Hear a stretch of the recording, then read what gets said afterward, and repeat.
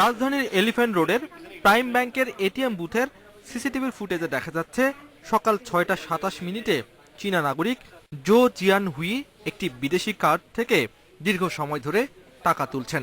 ৫ বারে প্রায় ৬৬,০০০ টাকা তোলেন এই চীনা নাগরিক। বুথে দীর্ঘ সময় অবস্থান করায় সন্দেহ হয় সিকিউরিটি গার্ড দুলালের। যতগুলো টাকা তুলছিল সম্পূর্ণ আমার সাথে যখন সাধিছে তখন আমি আর নেই নিঘে, তখন আমার পুরো দমে সন্দেহ হয়েছে যে ইনি ২ নাম্বারই করছে।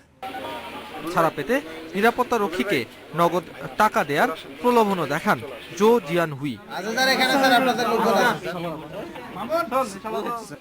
পরে আইন শৃঙ্খলা বাহিনীর সদস্যরা তাকে আটক করে। ভাষাগত সমস্যার কারণে চীনা নাগরিককে জেরা করতে বেশ বেগ পেতে হয় পুলিশকে।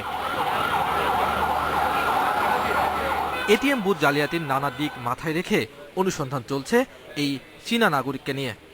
তার অ্যাক্টিভিটিসে মনে হচ্ছে সে এটা নাম পরিচয় আপনি কি পেয়েছেন, কি কাজে আসছে বা কি পেয়েছেন?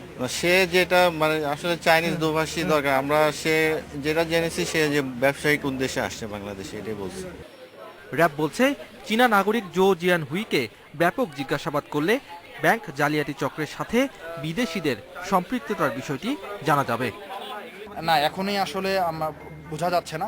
আমরা র‍্যাব 2 ওকে এখন আমরা ব্যাটালিয়ন হেডকোয়ার্টারে নিয়ে যাব। ওখান থেকে আমরা ওর পরবর্তী বিভিন্ন জিনিসপত্র সংগ্রহ করে আলামতগুলো দেখে ওর ডেটা অ্যানালাইসিস করে আমরা পরবর্তীতে আমরা চেষ্টা করব। গত ফেব্রুয়ারিতে ঢাকায় 4টি ব্যাংকের এটিএম বুথে স্কিমিং ডিভাইস বসিয়ে গ্রাহকের ব্যক্তিগত তথ্য চুরির ঘটনায় ব্যাপক আলোড়ন সৃষ্টি হয়। এসব ঘটনায় করা এক মামলার এজাহারের সঙ্গে এটিএম বুথের সিসি ক্যামেরার ছবি দেখে পিওটর সিজোফেন নামের এক বিদেশি ও সিটি ব্যাংকের 4 কর্মকর্তাকে গ্রেপ্তার করা হয়।